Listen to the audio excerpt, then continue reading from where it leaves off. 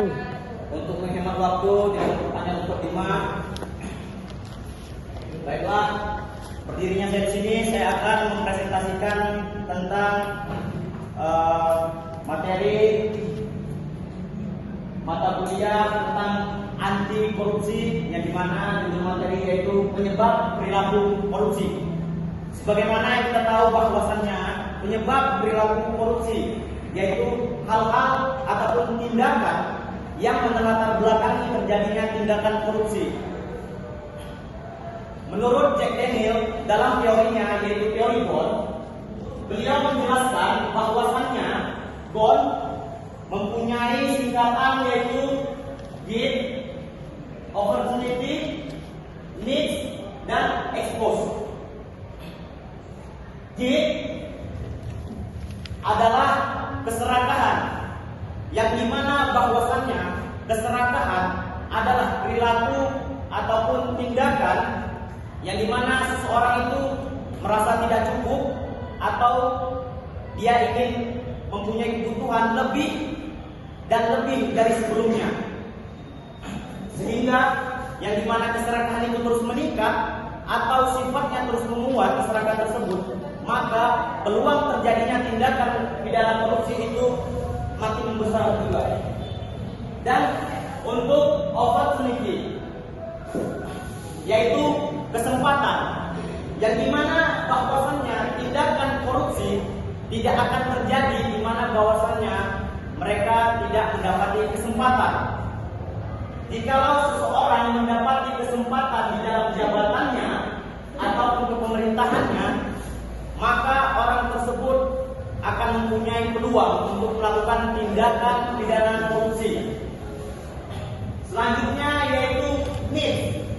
Need yaitu adalah kebutuhan, yang dimana jikalau kebutuhan tidak sesuai dengan gaya hidup atau konsumtif orang tersebut, maka peluang terjadinya tindakan korupsi juga akan membesar.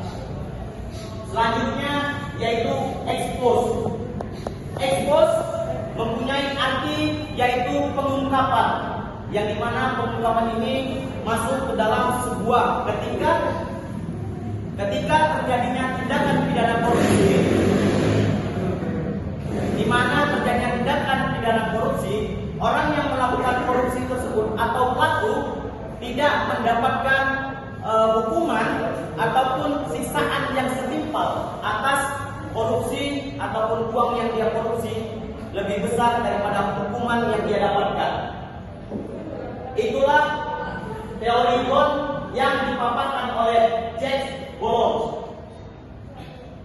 Selain teori-teori yang dipaparkan oleh Jack Bond, juga ada beberapa teori yang memaparkan juga tentang perilaku yang mengarah pada tindakan pidana korupsi.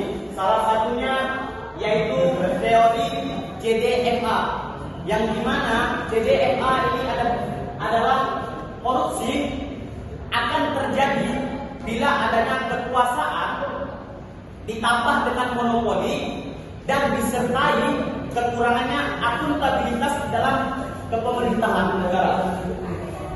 Selanjutnya yaitu ada teori yang dinamakan teori triangle, yang dimana teori triangle ini memaparkan tentang keterkaitan antara kesempatan, peluang, dan hasilnya, yaitu korupsi. Dan untuk teori selanjutnya yaitu cost dan benefit, yang dimana cost dan benefit ini ada kaitannya dengan expose,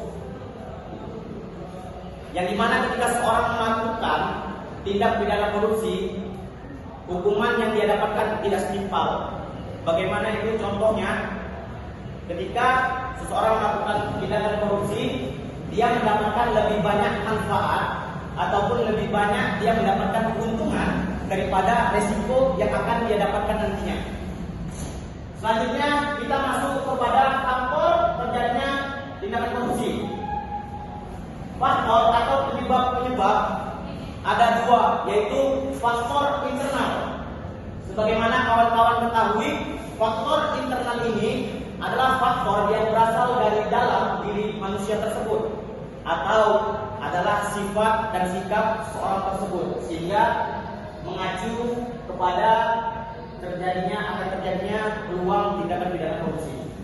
Contohnya yaitu sifat tamak atau serakah yang seperti dipaparkan oleh James Burrows di dalam teorinya, yaitu teori God, yang dimana keserakahan jikalau dibiarkan atau dipelihara maka akan menimbulkan peluang untuk terjadinya tindakan korupsi. Selanjutnya, dalam faktor internal ada moral yang lemah atau mental seseorang itu lemah, yang dimana diri dia itu tidak mau bekerja, orang itu bermalas-malasan, sehingga dia hanya ingin mendapatkan hasil secara langsung, dia tidak ingin bekerja keras.